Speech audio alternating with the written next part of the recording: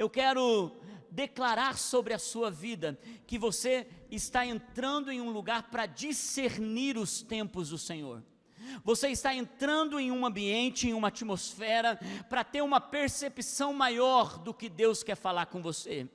Eu estou declarando sobre a minha e sobre a sua vida, que nós entraremos em um ambiente onde as tempestades, onde o mar revolto, onde os ventos fortes, onde o barco balançando, onde a crise que está querendo bater em nossa porta, não tomará espaço maior do que o que Deus está falando em nosso coração, do discernimento que Deus está colocando em nosso coração.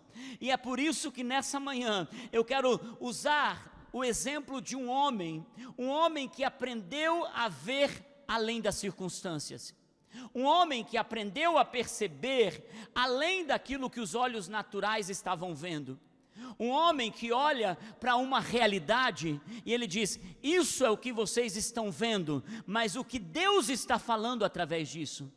Queridos, porque o que mais importa é o que Deus fala através de cada circunstância, através de cada situação. E nós vamos usar o exemplo do contexto do profeta Joel. Abra sua Bíblia ou acompanhe comigo aqui no telão, Joel capítulo 1, versículo 10 até o 14. Joel capítulo 1, do verso 10 ao 14. Joel olha para aquela situação e ele diz: os campos estão arruinados, a terra está seca, o trigo está destruído, o vinho novo acabou. Alegria, o vinho novo sempre fala de alegria, trigo sempre fala de provisão, a terra seca sempre fala sobre o lugar onde nós não nascemos para habitar, e o azeite que é a presença de Deus, o azeite que é a presença do Espírito Santo, está em falta. Desesperem-se os agricultores, diz Joel, chorem produtores de vinho, fiquem aflitos pelo trigo e pela cevada, porque a colheita está destruída. A vinha está seca e a figueira murchou. A romanceira, a palmeira, a macieira e todas as árvores do campo secaram. Secou-se mais ainda a alegria dos homens. Ponham vestes de lutos, ó sacerdotes, e pranteiem. Chorem alto, vocês que ministram perante o altar.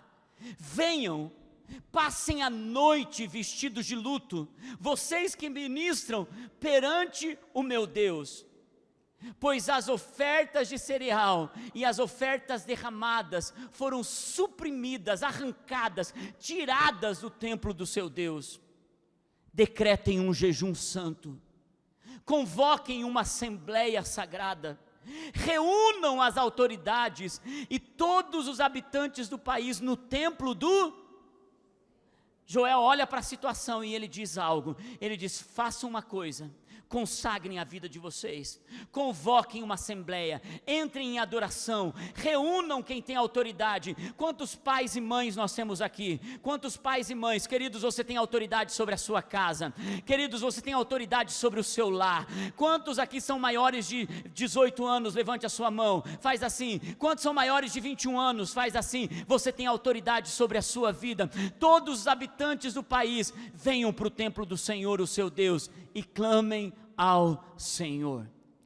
Queridos, aqui o contexto de Joel, quando você olha para essa realidade, Joel saindo e dizendo: a terra está seca, o trigo ele não tem mais lugar para dar alimento, o vinho novo acabou, o azeite está em falta, agricultores chorem, agricultores clamem. Queridos, é nesse momento, é nessa hora, é nessa situação que todos estavam olhando para aquilo e estavam dizendo: apenas uma fatalidade. Todo mundo passa por isso, todo mundo enfrenta essa situação, todo mundo passa por esse tipo de coisa, todo mundo passa por isso um dia na vida. Muitas vezes nós olhamos para algumas situações e nós dizemos, uma fatalidade. Quem já não passou por isso? E a pior coisa é olhar para as situações da nossa vida e nos acostumar com elas, gente. A pior coisa é olhar para as situações que se apresentam, as tempestades, as tribulações e até mesmo algumas coisas que você nunca pensou que ia passar, e você começa a ouvir gente que diz, eu já passei, não, isso é normal, quem já não passou por isso? E a gente se acostuma com aquilo. Por isso quem tem um espírito profético, por isso quem conhece a Deus, por isso quem ouve a voz de Deus, por isso quem entra no templo do Senhor, ele não olha para as circunstâncias como algo natural. Escute isso. Deus nos chama para discernir o que Ele está falando. Deus nos chama para discernir o que aquela situação quer dizer. Deus nos chama para ter uma percepção além do que é natural. Joel, ele não viu aquilo como fatalidade, ele diz o que Deus está dizendo sobre isso. O que Deus está falando sobre isso. Discernir os tempos, as estações, a hora. É óbvio que nem toda fatalidade, nem todo problema é Deus querendo falar algo com você. Deus até usa também para falar algo com você.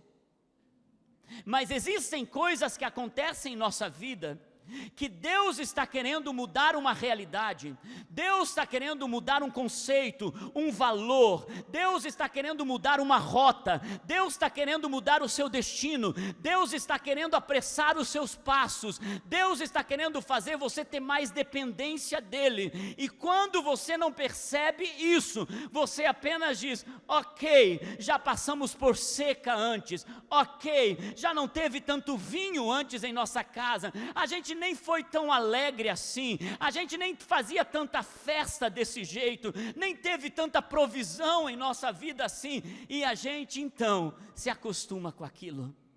E eu quero chamar você, antes que termine esse ano, para você discernir no Espírito, e você se levantar com o Espírito de quem ouve a Deus, com o Espírito de quem percebe os sinais, com o Espírito de quem está atento à voz de Deus, e você diz, não, levantemo-nos, jejuemos, vamos para o templo do Senhor. Por quê? Porque essa situação não ficará desse jeito, vamos nos humilhar diante da potente mão do nosso Deus. Chegou um momento em que a gente precisa se posicionar. Deus falou de várias formas, e deu vários sinais. O arco-íris, quando nós vemos o arco-íris, é Deus dizendo, eu tenho um pacto com você. Deus é um Deus de sinais. Deus é um Deus que deixa marcas. Deus é um Deus que deixa impressões. Deus é um Deus que fala. Quem tem ouvidos, ouça. Deus está falando de muitas maneiras. E alguns estão olhando e apenas observando. A terra seca, o trigo que acabou, a alegria que se foi, e até já se acostumaram com a ausência do azeite. Tua vida tão corrida, tua agenda tão pressionada, a gente se acostuma a não orar, a gente se acostuma a não ler a Bíblia, a gente se acostuma a não ter um dia de jejum no mês ou na semana, a gente se acostuma a não vir para a igreja, a gente se acostuma a assistir mensagem pela internet, a gente se acostuma a viver uma vida sem devoção, a gente se acostuma a viver uma vida sem adoração, a gente se acostuma a viver uma vida sem o azeite. A nossa alma se acostuma a viver em uma terra seca, a nossa alma se acostuma à tristeza, à angústia, à depressão. Nós nos acostumamos a comer o que temos em casa, nós nos acostumamos. E é por isso quem começa a ouvir a voz de Deus, começa uma inconformidade dentro do seu coração, ele está inconformado, e ele tem fome demais, ele tem sede demais, então ele não sabe como fazer aquilo. O profeta diz assim: levante-se e vem para o templo, vem para a presença. Queridos, o próprio Senhor Jesus, ele disse em Mateus capítulo 16, versículo 4, quando os fariseus chegaram para ele, diz: uma geração perversa e adúltera pede um sinal milagroso, mas nenhum sinal será dado a você, a não ser o sinal de Jonas. E Jesus se retirou deles. Queridos, às vezes nós pedimos alguns sinais para Deus, e Deus está falando, e nós não estamos percebendo. Deus está nos chamando, e nós não estamos percebendo. E Deus muitas vezes vai usar circunstâncias, fatalidades, situações difíceis, que não é Ele que promove, porque em Deus só há bondade, mas Ele vai falar em algumas situações para nos tirar daquele ambiente, e eu não digo até mesmo ambiente de pecado, mas ambiente onde a nossa alma se torna passiva, aonde a nossa alma não consegue perceber que você não nasceu para viver ali. Então Deus usa situações para poder dizer para você: vem para um lugar mais alto, vem para um lugar mais profundo, vem para a minha presença. E queridos, eu quero dizer uma coisa para você: toda vez que a gente olha para as situações e a gente não discerne os tempos e os sinais, nós vamos ficar patinando no mesmo lugar. Aqueles homens, eles não entenderam que o sinal de Jonas era que Jesus ficaria 3 dias morto, mas ressuscitaria. Eles não discerniram absolutamente nada. Por que alguém não discerne? Eu quero falar 3 coisas que alguém não percebe os tempos. Eu quero falar 3 coisas que alguém não percebe a hora. Eu quero falar 3 coisas que alguém não consegue perceber, que Deus está te tirando para fora da sua tenda. Foi isso que aconteceu com Joel. Joel saiu para fora da sua tenda, e ele olha e ele diz: ei, essa seca não é normal, ei, essa ausência de trigo não é normal, ei, a falta de azeite não é normal, a ausência de vinho novo não é normal. Ele sai para fora da sua tenda, e eu estou falando para alguém nessa manhã, que Deus está abrindo a porta da sua tenda, e chamando você para o lado de fora, e dizendo: veja, olhe bem para aquilo que está acontecendo, porque eu estou pronto para fazer algo novo. E Joel foi aquele que recebeu a profecia dos últimos dias, que diz: nos últimos dias derramarei do meu espírito sobre toda a carne. Vossos velhos sonharão, vossos filhos e filhas profetizarão. Queridos, Deus está abrindo uma porta neste começo do mês de novembro para você. Saia e veja. Saia e veja com os olhos espirituais. Saia e veja conforme Deus está vendo. Pare de patinar no mesmo lugar. Pare de andar com a sua própria força, com sua autossuficiência. E a primeira coisa que Joel chama o povo de Deus é para um tempo de humilhação. Diga comigo: humilhação. Provérbios capítulo 11, versículo 12, diz assim, Provérbios capítulo 11, versículo 12, diz assim, desculpa, é versículo 2, eu passei errado, foi eu que passei errado. Provérbios capítulo 11, versículo 2, diz que humildade é uma declaração de dependência ao Senhor. Quando vem o orgulho, chega o quê?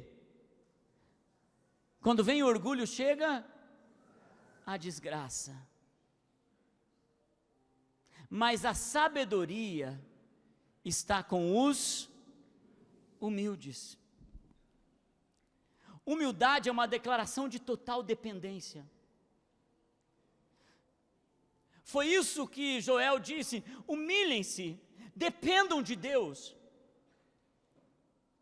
Vocês acham que são autossuficientes para resolver essa situação, para arar a sua terra, para plantar a vinha e fazer dar vinhos? Vocês são capazes de plantar azeitona para dar azeite?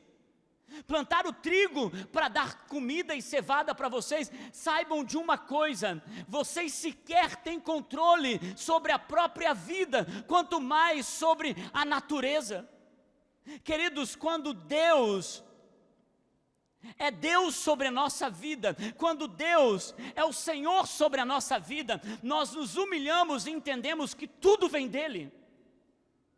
Nada vem de nós, ainda que nós sejamos criativos, cheios de aptidões, dons dados pelo próprio Deus. Se Ele não abre uma porta, nunca uma pessoa pode abrir uma porta. Se Ele não faz chover, nunca a terra poderá dar suas plantas. Se Ele não manda o sol, haverá escuridão por toda uma estação, porque tudo está nas mãos de Deus. Tudo que você faz, os negócios de segunda-feira, as situações da sua família de terça-feira, na quarta-feira, quando você precisa de uma resposta, quando você precisa da alegria, quando ela se foi, tudo vem de Deus.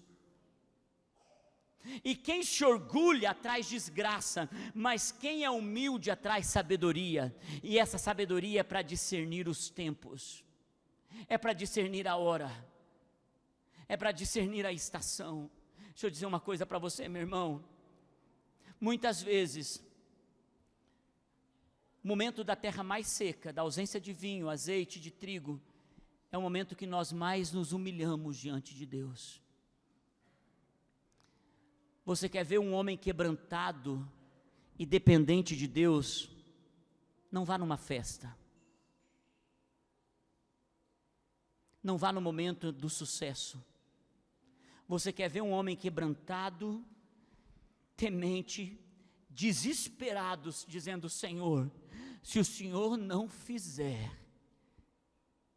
isso não vai dar certo. Senhor, se o Senhor não realizar, isso não vai dar boa. Então a dependência diante da situação quebranta o nosso coração, humilha o nosso coração, rasga a nossa alma, tira a autossuficiência, tira o orgulho. Queridos, muitas vezes, para Deus tirar o orgulho, Ele precisa nos colocar em situações que não são fatalidades, são processos de Deus em nossa vida. Diga comigo: processo. Diga mais uma vez: processo. Diga mais uma vez: estou passando por um processo. Queridos, muitas vezes Deus faz a gente passar por processo, para quê? Para colocar em humildade o nosso coração. Foi isso que Deus fez com o povo de Israel, foi isso que Deus olhou para Joel e disse: humilhem-se, humilhem-se diante de mim. Alguns de nós estamos precisando dobrar a nossa vida diante do Senhor. Queridos, escute isso. Alguns de vocês, se não perceberem que é Deus que está guiando vocês, nesse momento que você está passando, escute isso: ofensa vai crescer no teu coração. Você vai se ofender com Deus, com as pessoas, vai se decepcionar, se frustrar, e você vai olhar para a sua vida, e você vai dizer: não vale a pena acreditar. Eu estou falando com alguém nessa manhã, que Deus está dizendo: abra as portas e volte a crer. Se humilhe e saiba que só Deus pode fazer isso. A outra coisa que Joel chama o povo, no versículo 14, Joel 1,14, Diz assim: decretem um jejum santo, convoquem uma assembleia, reúnam as autoridades, venham para o templo do Senhor. Ele está dizendo: santifiquem, se santifiquem. Diga comigo: santificação. Em 1 Pedro 1,16, tem um chamado para nós. 1 Pedro 1,16 diz assim: pois está escrito, sejam santos. O que a palavra santo quer dizer? Separado. Como Ele é santo, como eu sou santo, Deus está dizendo: eu me separei, eu sou um Deus para vocês. Ontem, pastora Naine, na verdade na sexta-feira, a pastora Naine estava ministrando no reencontro, e a palavra de Deus se renova a cada dia. Nós estamos fazendo reencontro talvez há quantos anos? Talvez há uns 15 anos fazendo reencontro. Eu já ouvi essa mulher pregando a mesma palavra, acho que 15 ou mais vezes, porque teve ano que a gente fez 2 ou 3 reencontros.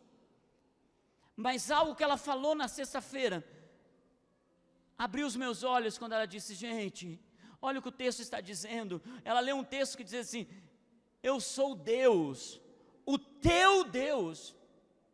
E ela disse: gente, olha que coisa linda, Deus não apenas é Deus, Ele está dizendo: eu não sou apenas Deus, eu sou o teu Deus. Ele é pessoal, Deus é algo íntimo, pessoal. Ele é o teu Deus, meu irmão. Ele não é apenas um Deus poderoso que criou o universo, Ele é o teu Deus. E olha o que acontece, Ele diz: eu sou separado, santo, eu sou o teu Deus, então seja separado para mim, se separe para mim. Queridos, quem não se separa, não ouve a voz de Deus em relação ao tempo e às estações.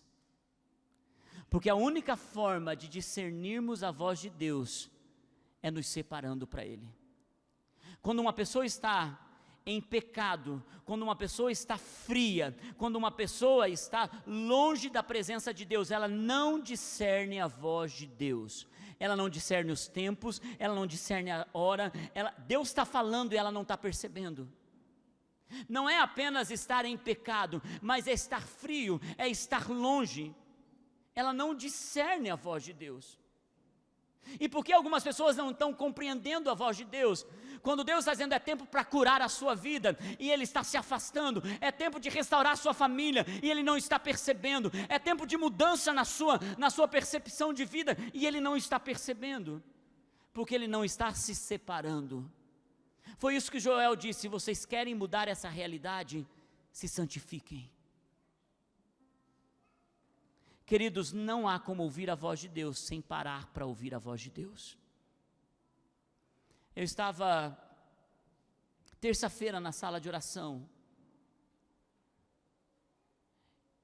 e eu estava orando a palavra de Deus, eu estava orando a palavra do Senhor, estava orando o Salmo 30, Salmo 29, estava orando o Salmo 29, a voz do Senhor é poderosa, a voz do Senhor quebra os cedros, a voz do Senhor despedaça os cedros do Líbano, a voz do Senhor faz tremer o deserto. E eu estava orando: Senhor, só o Senhor pode despedaçar o Líbano, só o Senhor pode quebrar qualquer árvore gigante, só o Senhor pode fazer com que aquilo que se levanta no coração do homem caia, só o Senhor faz tremer o deserto. E eu estava orando: Senhor, a tua voz, quando a tua voz alcança, ela muda uma nação, ela muda um estado, ela muda uma igreja, ela muda uma pessoa, ela muda uma situação. E eu estava orando isso, e de repente eu parei, e os cantores que estavam cantando na sala de oração começaram a cantar: a voz do Senhor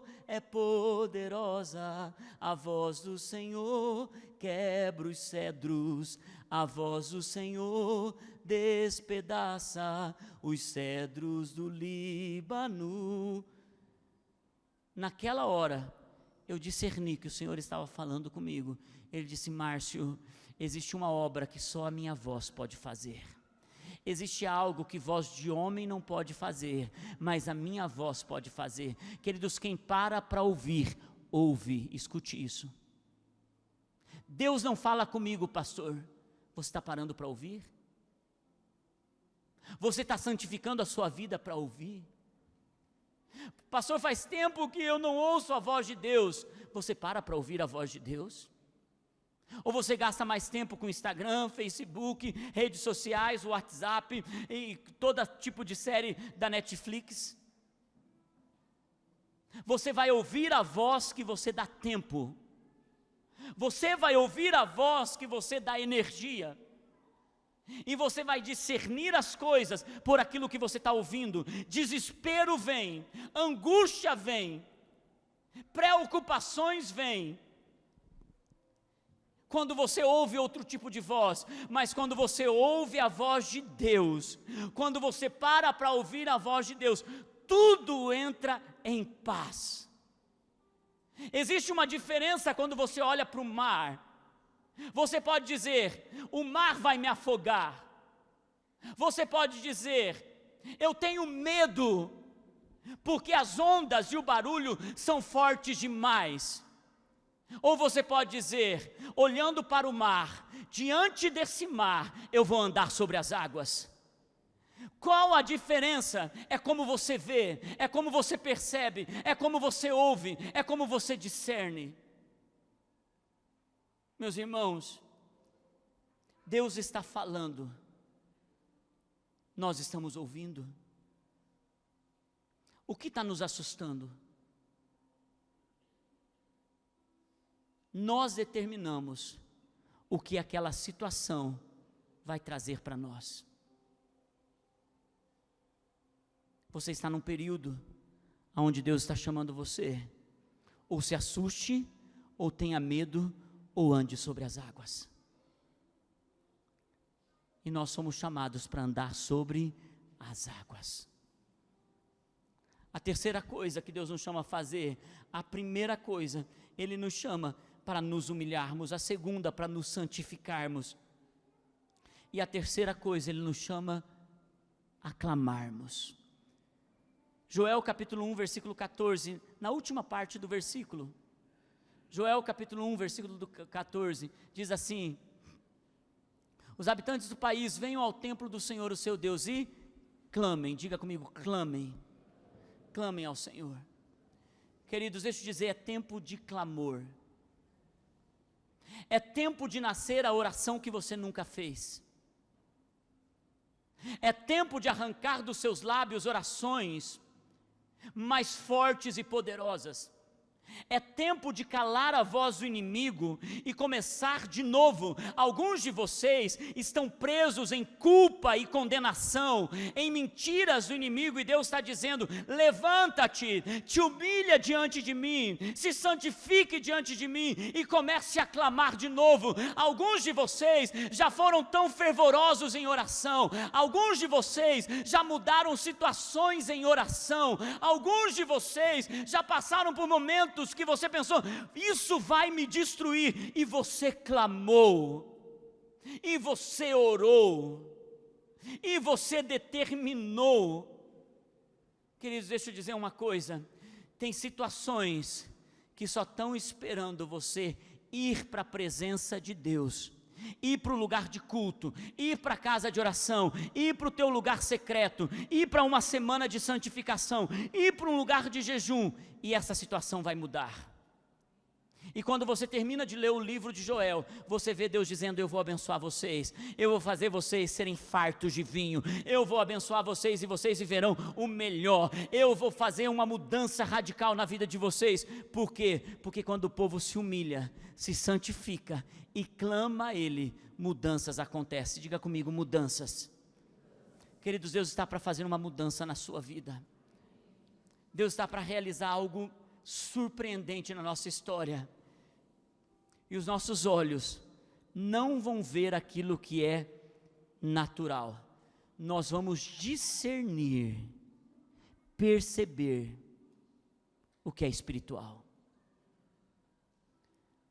porque quem pode impedir o eterno? Quem pode impedir o eterno? Não tem uma porta de bronze que fique de pé diante dele. Deus está fazendo, Deus está trabalhando, Deus está, de alguma forma, usando essa situação para humilhar o nosso coração. E quando nós aprendemos, nós vemos a manifestação dos filhos de Deus. A palavra de Deus diz em Romanos capítulo 8, eu encerro com essa palavra. Romanos capítulo 8, versículo 19.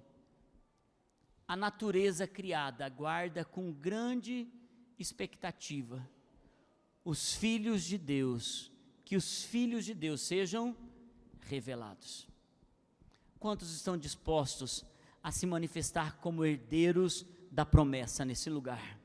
Quantos estão dispostos a entrar em um lugar para ouvir a Deus? Quantos estão dispostos a entrar num lugar para mudar a circunstância que você está vivendo? Circunstância da sua alma, do seu coração, da sua mente e do externo. Alguns precisam de mudanças internas, outros precisam que Deus mude o externo, e outros precisam que Deus mude o interno e o externo. Mas eu creio que nós nos manifestaremos como filhos de Deus. Amém? Vamos nos colocar em pé.